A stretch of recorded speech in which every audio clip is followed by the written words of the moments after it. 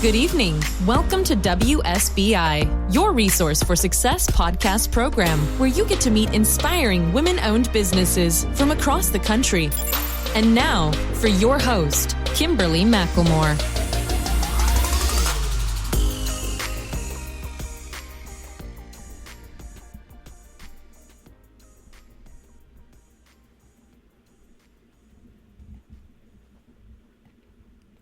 All right, good evening and welcome to WSBI, your Resource for Success podcast program, where you get to meet inspiring entrepreneurs and women-owned businesses from across the country.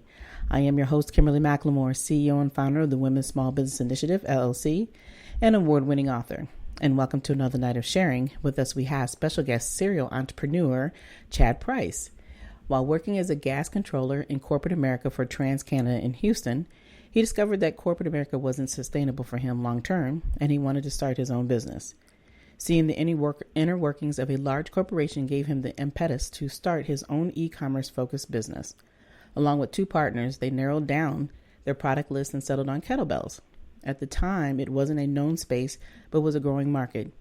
He desired to build kettlebells as the centerpiece of a health and wellness community, then started the first BIPOC-owned kettlebell company, Kettlebell Kings, which is like the ESPN of the kettlebell world, a place to foster a community of people using kettlebells as the centerpiece of fitness, take everyone's content alongside the uniquely created content and display it in a way that's easy for people to consume and feel a part of a community. In business, he can be as competitive as he wants and not worry like he did on the sports field when he was at Rice University. So without further ado, please help me welcome to my platform, Mr. Chad Price. Hey, Chad, how are you? I'm doing great today. Thank you for having me. It is my pleasure. And like I said earlier, we talked for a few minutes. I'm excited to have you on because this is a uniquely topic for this show, but at the same time, it's still focused on business. But to talk about kettlebells, it's actually one of the things I enjoy doing when I'm working out. So I'm really interested to learn more and about some of your programs and how you got to this point. But before we get started, Chad, could you please tell everybody a little bit more about who Chad Price really is? Sure. I see myself as, I think you described me as a serial entrepreneur. I see myself as a creator. Early in my life, I was super competitive, played sports pretty much in every sport you can think of growing up. And that led me to Rice University scholarship where I played sports there. And, since I've graduated, I've tried to just create businesses and or work for companies that, I believe in and that I think support positive initiatives. And for me, starting my own business was a culmination of me having kind of worked for other companies that I respected and then having an opportunity to build my own team and kind of see if I can do it on my own. Mm-hmm. Exactly. So you talked about that. You say you're kind of a serial entrepreneur, but you're more of a creator. Talk a little bit about those other businesses and how you jumped from, obviously you're going through college and everything, but you jumped out of college, you went into school or went into work into another corporate entity that didn't like it and all that. So talk a little bit about that journey. Sure. When I first graduated, I started working in basically just sales jobs. And I think anybody that works in like outdoor sales, especially, entry level positions, you kind of get put through the ringer early and you find out that the real world can be hard and harsh. So, I worked in a job where you had to hit 150 doors a day and, make calls and, you were told no 99.9% of the time. And Mm-hmm. I think that kind of stuff hardens you though. I think it puts the right perspective on how hard it is to run a business, to sell a product, to appeal to, different people and different demographics when you're trying to sell something that could potentially be universally needed. So Mm-hmm. that led me to construction, where, I was a project manager there and I really loved construction. To this day, if I had to pick a favorite job, it'd definitely be my construction job, just because you're always completing a new project. You're working on with your hands, you're working with other people who are also working with their hands. And so you get a sense of satisfaction of not only the personal touch that you get to kind of put on every single project, but you actually come to a completion and you can stand back and look at stuff. But that led to me not really having enough money, if you will. And I ended up getting a better job at TransCanada. Okay. So, being from Texas, traditional oil and gas is going to be the big thing here. Right. That's where a lot of the money is. So that experience really gave me the opportunity to work downtown Houston, see what corporate America was really like on a larger scale. You're talking about $1 billion company, and not just see the inner workings of a company like that, but really just get the corporate America experience. And so it's not necessarily that I hated the corporate America experience. For me and my personal aspirations, I was looking for something to be a lot more competitive. And that to me was a lot more networking. It was a lot more of a social challenge, if you will, than actually operationally competitive. And I think that's what I've always liked to do is, I like to say, it's going to be hard to do this. Can you find 10 to 100 people and put that team together and get this done? Like that's my type of objective. So that just really led me to my entrepreneurship.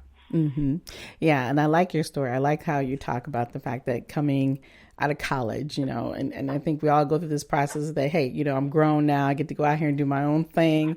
And then you realize being grown is not exactly what everybody's telling you, right? Yep. You learn early. Exactly. But that's a great thing to understand. I think that's a opening thing, for your eyes to see and to get and dig into it, because a lot of times, these young folks, we all wanted to grow up fast, but not understanding the reality of what the real world really looks like. You dove into it pretty deep. When you're talking about sales and having to knock on a lot of doors, not everybody goes that direction, but it really gave you an eye opener. It really gave you understanding that, this is not what I want to do today. This is not how I want to make my living. But you realize there was something much more deep inside of you. And then going into the project level management, the project management is still today a huge thing, and it comes across all, all levels of businesses. And I myself have been a project manager for many years. And I love what you said about the fact that how, as a project manager, you get to see that project from the beginning to the middle to the end. So you can really truly understand what works, how that money works for it, the people you may have to put together in order to complete that project. All those little things that you learn along the way. And then here you hit corporate. Definitely a different world, right? Between the two other things that you were doing. But then all of it made sense as you decided that you wanted to start your own business. So what was the first business that you actually created before you got into Kettlebells? Actually started two businesses at the same time. So no one usually believes me when I say this because, I play football, but I started a nail salon with my girlfriend at the same time that I started Kettlebell Kings. Oh, wow. And my logic behind that was, I knew Kettlebell Kings was going to be an online company. We wanted to build an online community. We never really wanted to have a retail space or a retail front. And the main goal was to kind of build a brand and build an online community. But that wasn't going to bring any cash in day one through, day 300, if you will. Right. And so I had done a lot of research and reading on what types of businesses do bring in immediate cash and are cash flow positive pretty early. And coincidentally, my girlfriend was actually very creative and she liked doing nails and kind of was doing it as a side hobby for herself already. And so we decided to turn that into a business at the same time. So while she went and got her official license to be able to do nails, I had used my construction background and did the complete build out of the salon. So, we took a brand new space and renovated into a salon. And, I had my dad and the same construction background team that had helped me before and come down and help me do all that. And so I really jumped into entrepreneurship with both feet at the same time by starting a nail salon and Kettlebell Kings in the exact same period. Yeah, you did, but you're right. The two separate entities, but your thought process is excellent. The thing I love that you said, you researched, you understood that being in the online business, you're not going to get that return on the investment right away. You had to find something else that was going to bring that money in. And it wasn't in your back of your mind that, look, I'm not going to be running around here working for another company, another job just to build this, but to realize that both of you guys could sit down and have that conversation of what was going to work and what wasn't work. That is what probably is the most important part about this whole conversation we're having now is communication, doing the research, knowing who your target audience is, knowing what you need to do in order to build so that the other business can build it's the slow way that it needs to, so it can be, like you said, that community that you wanted to have. So do you still have the nail shop that you and your girlfriend have built? And then we'll talk a little bit more about kettlebells here in a second. So talk a little bit more about the nail shop. We actually shut it down. We were open for 8 years, and it was very successful. It was one of the best nail salons in Austin. Mm-hmm. We did creative nail art and things like that. So we tried to still instill a competitive atmosphere, even at a nail salon, in terms of the level or the quality of the work we would do. But COVID kind of brought out different circumstances for everybody, and so going through COVID, that shut us down for about 6 to 8 months, and coming back out of that would have just been it would have been a very difficult challenge, especially at that time with everything that was kind of unforeseen. Right. And so the right business decision at that time was to get out of our lease, and unfortunately that kind of meant we had to shut it down. And as we progressed with the other companies that I started, we just realized that we could kind of shift those efforts or resources to some of the other things that were a little more lucrative, if you will. Right. So have you had any other businesses be, with kettlebells or on the side of kettlebells or behind it? Have you been doing anything else besides kettlebells now that you no longer have the nail shop? Yeah, actually my latest is my company, Life Grows Green, which is basically a natural product and a natural, it's a lifestyle brand like a lot of my companies. I didn't realize at the time when I was starting my businesses that I was, a lifestyle brand creator. But now I think I've known, or I've noticed that over my career, that I really try to focus on building a lifestyle and a brand no matter what I'm doing. And so this one is really a lifestyle brand around natural products. And, during my journey with Kettlebell Kings, getting to see so many different people's health and wellness journeys and the different types of tools and solutions that they will kind of use or trying to go after to achieve their goals. I really wanted to find something or community that could supplement some of the digestible products and some of the products that people put, in and on themselves. Right. I think there's a lot of just ignorance and, frankly, kind of misleading information, especially about corporations when it comes to a lot of those topics. And so I even with kettlebells, I wanted to have kind of a pure community that was for kettlebell enthusiasts and not there for any type of negativity, but just there to support positive change in the world. I look at this company as doing a similar thing, but around natural products. So, we're going to have CBD products, we're going to have hemp products, we're going to have, supplements, topicals, sports creams, different things, anything that you can kind of think of that will supplement your health and wellness journey.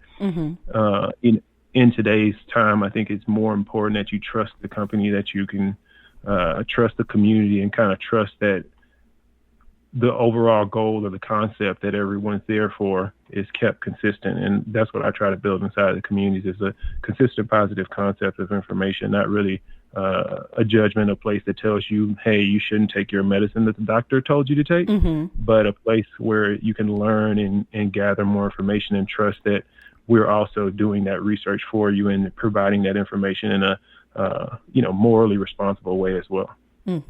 So let me ask you, there are, like you said earlier, there are definitely a lot of supplements that are out there, and you're building one that's, more natural and supposed to be better. My biggest question has always been in the back of my head, and even some of the products I've ever tried, what happens to people when they stop utilizing those products? How does it really truly affect the body, and is it beneficial to stay on them? What if they can't afford to stay on them? How do you help them move forward in that, arena? I mean, it's like, there's, like I said, there's so many different things out there, and everybody is always trying something because they want to do better. And sometimes it's very hard, but then also it may not be affordable. And then even if they can't afford it, or they just, don't want to take it anymore, what happens to the body afterwards?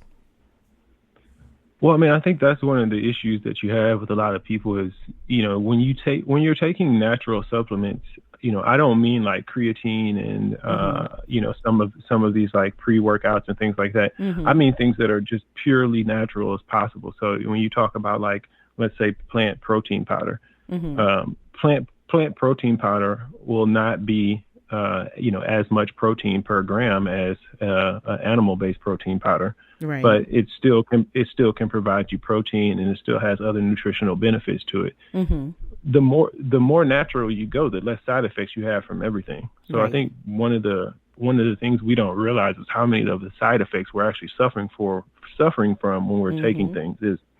So that, that dread or that withdrawal that you have a lot of times, that fear, is usually from it not being as natural as it could be. If it was just a completely unprocessed natural product, it's going to have way less side effects. Not saying that natural products don't have any side effects, but the level of intensity is dramatically decreased when you're talking about a natural product. So I don't even want to have someone that has to get to a point where they take something that they feel uncomfortable stopping to take, or even from an affordability standpoint, our goal is to provide it naturally and to source it as cheap as possible. It's not to say, I have a patented formula that you need to pay tenfold for. And I think when you start going that route and you start thinking that because it's expensive, it's going to work, or because they said they have some specific formula, it's going to work. It's like these types of, I think, thoughts are what hurt people more in that regard than just the withdrawal of trying to take something as natural as possible, if that makes sense. No, you're absolutely right. That's kind of my thought process. And I think when I think about organic vegetables, I'm like, okay, organic vegetables. When I was growing up, there was no such thing as organic vegetables. They were all came from the ground. Everything was great. You didn't have to worry about whether you're, having something that is not good for you or something is good.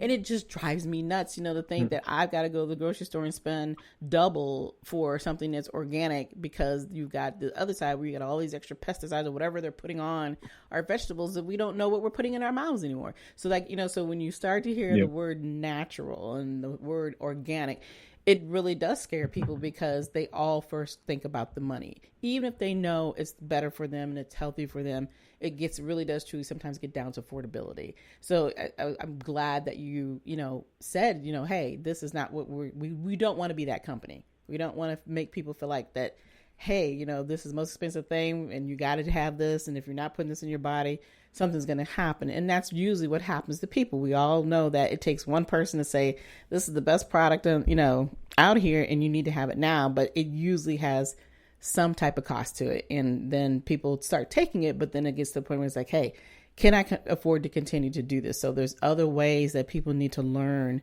how to maintain, doing all natural and, by obviously having the supplements, but being able to also learn how to eat properly and all those other things that come with it. So I'm glad to hear that you're doing the right thing because it needs to be done to where, like I said, people are comfortable and they understand what they're getting themselves into. So that's a good thing. And so that leads me into, let's talk about kettlebells. Tell me more about the business kettlebells. Or should I say tell the listeners more about it? I've done my research, but I definitely think that they would love to hear more about it. Sure. That's I started that company in 2012 with two friends from college, basically. We had a vision to start some type of e-commerce brand, and we decided on kettlebells because not only did it, at the time, it kind of fit the e-commerce vision that we have for building the online community. But then we also were transitioning out of competitive sports, if you will, and trying to figure out what our own personal health and wellness journeys look like. So, for me, I didn't really like going to like traditional gyms when I first stopped playing competitively. It didn't feel like a workout to me. It felt more like a social scene, and the intensity was not what I wanted it to be, if you will, especially not in the places that I could afford when I graduated from college. So that led me to a lot of home workouts, kind of private, outdoor fitness type of workouts for myself. And I found kettlebells during that journey.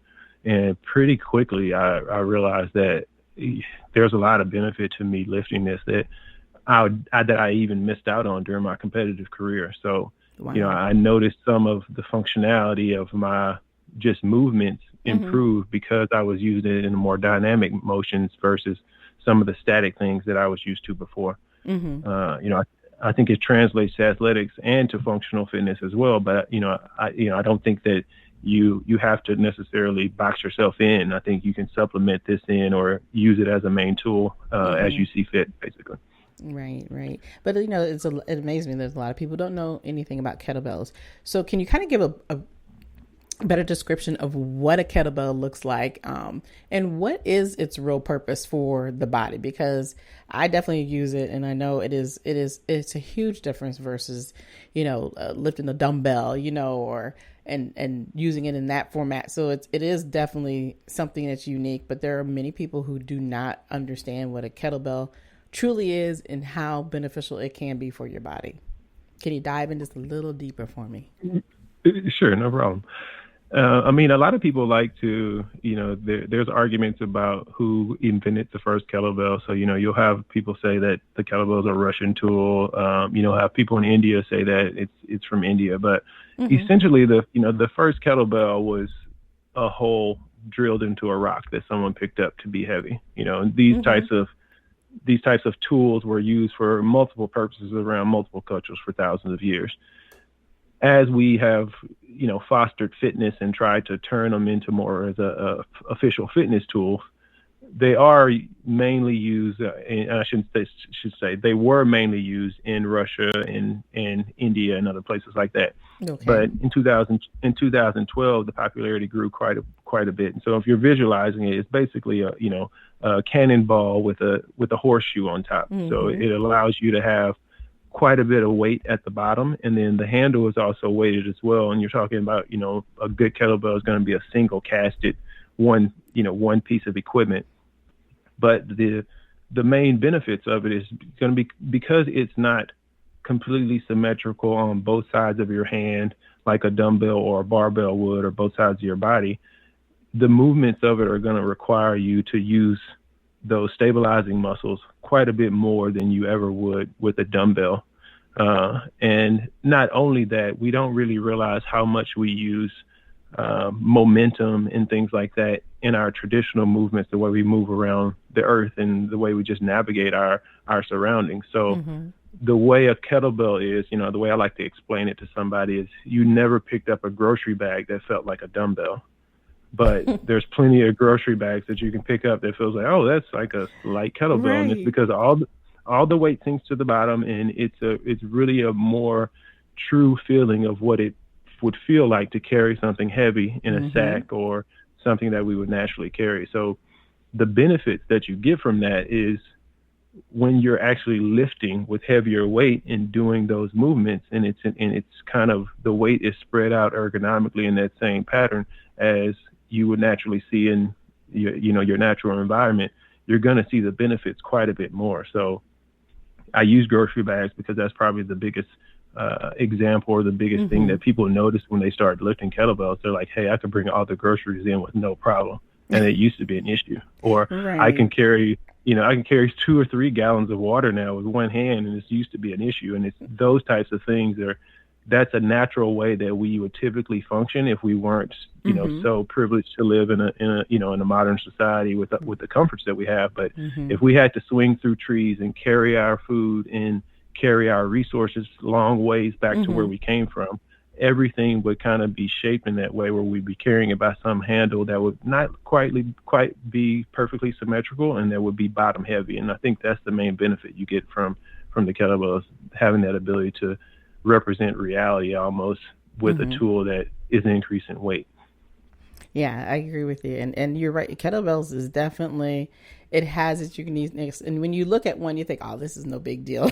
But when you start to actually work with it, I'm like, oh, this is definitely doing something, but most people don't look at it in that manner until you really truly do get involved in using the kettlebell. And you're right, it does make me feel very different, but I feel more balanced. I feel like, I'm actually getting a much better workout that makes me feel comfortable, I guess you could say, versus, I still do the dumbbells and so forth, but it is definitely a difference there. And I actually have learned to enjoy the kettlebells more than I have actually doing with the actual dumbbells themselves. Because at first I was like, I don't want to do this. Because my son is a trainer too. So he was like, you're going to do this kettlebell. I'm like, no, I'm not doing this kettlebell.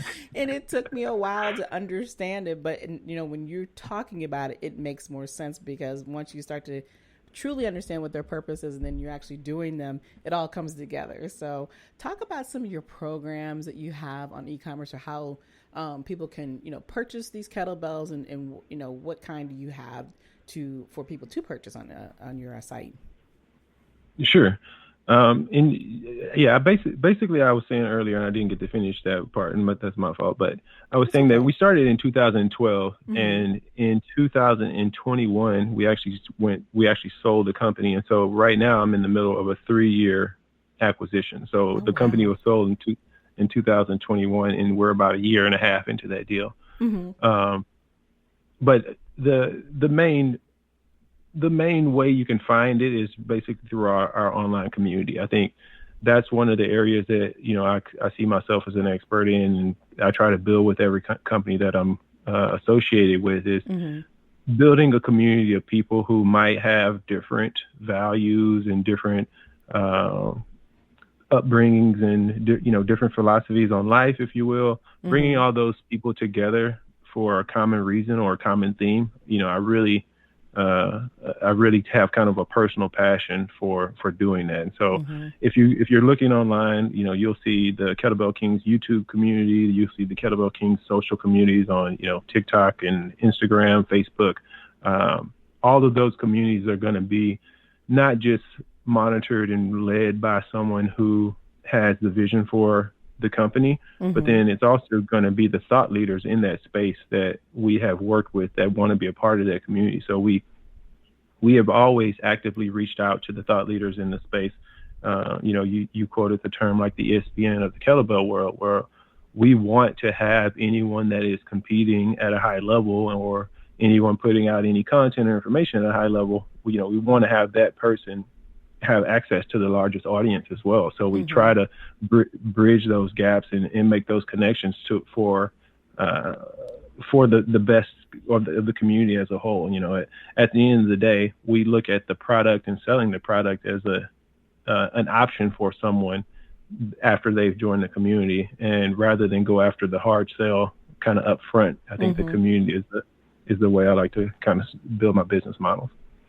I like that. It's interesting. And that actually makes people feel more comfortable and wanting to try and to learn about the kettlebell, instead of feeling like somebody's throwing it in their face and, well, you need to buy this now, type scenario.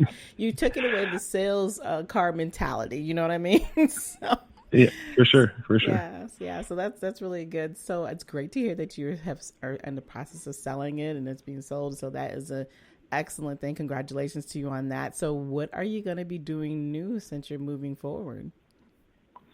I'm mainly working with Life Grows Green stuff. That's my new baby, if you will. But I also, I'm doing a lot of other things. So I've also started my consulting company. So I'm picking up consulting projects. I'm always open to consult on any real project. I still really kind of draw back on my project manager background, and I love working project to project. So if there's a project that I think is impactful, or I think that, even if it doesn't have overlap, if it's something that fits my area of expertise, I love seeing things come to fruition and help in any way I can. So really trying to kick those things off. I haven't really gotten a chance, because I've been so focused on Kettlebell Kings, this kind of chapter of my life, that I'm really focused on, Life Grows Green and the consulting projects that I'm bringing on in these next year or two. All right. Well, it sounds like you are going to constantly stay busy. And again, congratulations, because you've done quite well. And I'm sure you have a long way to go. And we can't wait to hear more about you in the future. But Chad, please, tell everybody where they can find you if they would like to learn more on the project management side, or more about kettlebells, or the new item you have with the new supplement that you're working on.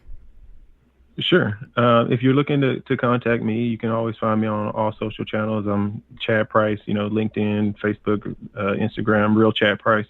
And then if you're looking for supplements or any kind of natural lifestyle products, join the Life Grows Green community. That's Life Grows Green, and you can find us lifegrowsgreen.com, but we're on all social channels as well. And then for kettlebells, fitness equipment, that's kettlebellkings.com, and we're on all social channels there as well. And the one last thing that I'll mention is I will have my first book coming out late summer, so I'm not sure of the exact date, so I'm hesitant, but just to kind of give you an early precursor to the book coming out. It'll be coming out late summer, and that'll be my first book. Well, congratulations. Always love to talk to another author, so I expect to hear from you again. We'll do. I'll definitely send it over to you. We've been working. I just got off a call working on it today, so we're in the kind of the final stages of at least finalizing the cover and the title and things like that. So we'll have that done. I'll send that over to you once I have it. Right. Oh, I love it. It's always great to hear somebody out there doing great things and telling their story. And that's what my show is about, is truly telling your story, because we all have a voice that wants to be heard, and your voice has definitely been heard tonight. Chad, I really appreciate you coming on and spending time with me tonight. It has been such a pleasure. I appreciate you having me. It was very nice meeting you. It's nice to meet you too. Well, you take care of yourself. And like I said, I can't wait to talk to you soon, because I would definitely want to hear more about the book and want to hear more about your new supplement and all those other great things that you're doing, because you are definitely moving along. You are absolutely a serial entrepreneur. So there's always going to be something fresh to talk to you about. So like I said, thank you again for coming on the show tonight, and we look forward to talking to you soon. Okay. All right. Thank you. You're welcome. All right. Wow, what a show tonight. It has been fantastic being able to talk with Chad and learn about his businesses. He is an amazing young man. I'm just still sitting here thinking about all the things that he has developed and has encouraged throughout his short lifetime, and has so much more left to do. But the key thing here is to understand that when you have dreams and you have abilities, everybody has the capability to get up and do something unique for themselves. Here is an individual who has taken everything that he has learned and he has moved it forward in so many different directions, but in the direction that's all about taking care of yourself, the health and wellness field, the better understanding of what fitness may look like. And fitness is not just in the body, it's also in the mind. So the key thing here, if you all have something that you are truly dreaming about, something you truly want to do, but you don't know how to get there, or if you have a project that you need to work on, as you heard, Chad Price loves his projects. So think about reaching out to him. Don't worry, we'll have all the show information in the show notes. He'll have all his information, all my information. We can definitely get you to him. But again, for those who are truly needing to want to have their voice heard, they're ready to make those next steps, you are more than welcome to please reach out to me at Kimberly at WSBILZ@gmail.com, and let's have that conversation. Let's talk about how we could turn those dreams into goals. And of course, if you want more of your resource for success, monetary donations to support the podcast are now accepted on Cash App, PayPal, Good Pods, Tip Jar, or you can go directly to the website at www.wsbilz.com. Again, we would like to thank you all for listening to us tonight. We'll be back next week with more amazing guests. And be sure to follow us on iHeartRadio or wherever you listen to your podcast. And we also want to thank Listen Notes, because they have made us put us at the top 10% of globally for all podcast shows. So please, let's give them a round of applause for what they're doing for us. But until then, you all enjoy the rest of your evening, and good night.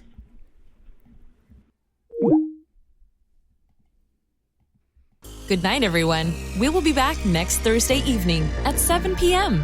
Follow us on Spreaker, www.spreaker.com/user/WSBI. View our new WSBI website anytime at www.wsbillc.com and on Facebook, Twitter, YouTube, LinkedIn, and Instagram.